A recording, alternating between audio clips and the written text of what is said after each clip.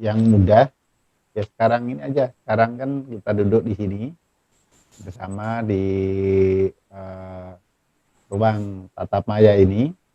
Ketika kita mendengar tadi dari berbagai pengumuman dari awal sampai sekarang ini, justru ketika kita bisa memperhatikan dengan baik apa yang sedang kita lakukan ini, inilah cara kita melihat perubahan yang simpel ya. Jadi yang sehari-hari mulai bangun tidur, bagaimana apa yang terjadi dalam diri kita saat kita menghadapi kondisi-kondisi yang tidak mengenakan, bagaimana sikap cara kita merespon, bagaimana ketika kita dihadapkan dengan kondisi-kondisi yang menyenangkan, cara merespon kita itu terlalu bergembira atau perubahan itu kita hadapi sebagaimana mestinya.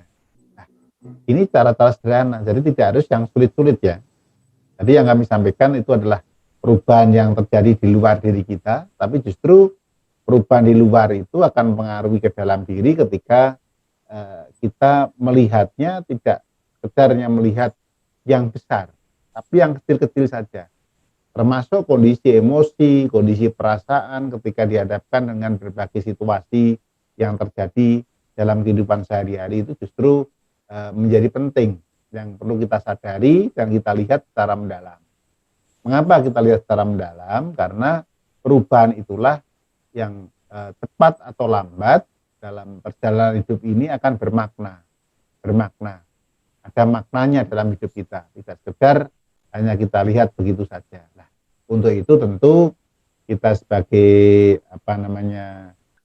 umat Buddha dalam melihat perubahan itu dalam praktek latihan keseharian ya yang bisa kita terapkan ya latihan hidup berkesadaran dalam kehidupan sehari-hari, sadar penuh dalam kehidupan sehari-hari.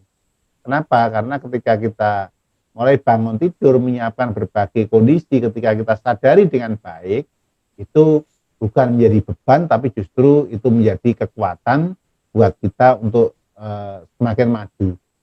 Jadi banyak hal yang bisa kita lakukan yang sederhana-sederhana dalam kehidupan sehari-hari. Tidak harus yang besar, sulit, tidak. Dari yang kecil saja. Contoh yang sederhana saja lah, bangun tidur, kemudian kita mematikan lampu, atau kemudian keluar di sekitar kamar kita misalnya, ada lampu yang masih hidup, kita mematikan, ini adalah suatu yang sederhana dalam perubahan antara pagi, antara malam, pagi, kembali malam lagi. Ini ketika kita lakukan, ini kan mendidik diri kita sendiri ya. Kadang-kadang kita yang sederhana saja, matikan lampu listrik itu loh, lampu itu nyala sepanjang waktu, padahal tidak kondisi terang. Nah, ini kan kita bisa hemat untuk diri kita, tetapi juga bisa dimanfaatkan oleh yang lain ketika membutuhkan listrik misalnya. Nah, ini yang sederhana-sederhana. Jadi tidak harus belajar dari yang sulit-sulit.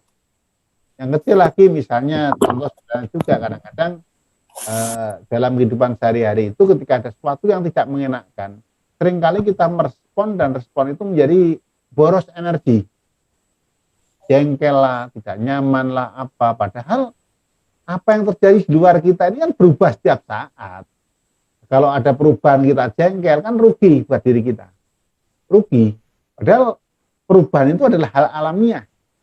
Nah, untuk itu setiap kali perubahan jangan kemudian dijadikan sebagai perasaan yang berjalan, tetapi justru bagaimana melihatnya, bagaimana mestinya yang terjadi.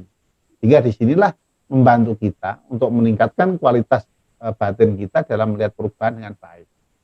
Jadi berapa banyak ketika hal-hal yang tidak cocok buat diri kita dan kita buat kondisi pikiran kita jengkel, berapa banyak energi yang kita keluarkan untuk membuat pikiran kita jengkel dengan objek-objek yang tidak menyenangkan. Sementara objek-objek yang tidak menyenangkan atau yang menyenangkan ini sifatnya berubah setiap waktu, berubah terus. Nah, inilah contoh-contoh sederhana yang dapat kita terapkan yang keseharian. Ini kalau yang masih muda, bangun, bekerja, beraktivitas, ini ketika kita mengukur diri kita dan kapasitas diri kita yang lebih produktif, itu sangat baik. Kalau kita usia kita udah cukup makan tahun misalnya, ya mungkin udah masuk wulan dan yang lain, ya jaga bagaimana kesehatan, jaga makan, ngatur diri kita, bagaimana kita peduli dengan lingkungan yang ada di sekitar kita. Banyak aktivitas-aktivitas yang sederhana yang bisa kita lakukan dalam kehidupan kita sehari-hari. Tidak harus mencari sesuatu lah. Kata kuncinya adalah bagaimana ketika ada perubahan itu jangan sampai menimbulkan sukacita terlalu berlebihan, duka cita atau yang tidak senang terlalu banyak, tidak. Karena perubahan itu akan terjadi terus. Apapun yang terjadi di hadapan kita, kita boleh suka, boleh tidak. Tapi ketika tidak suka, jangan sampai muncul dalam batin kita, menguras energi dan membuat beban batin kita sendiri. Itu.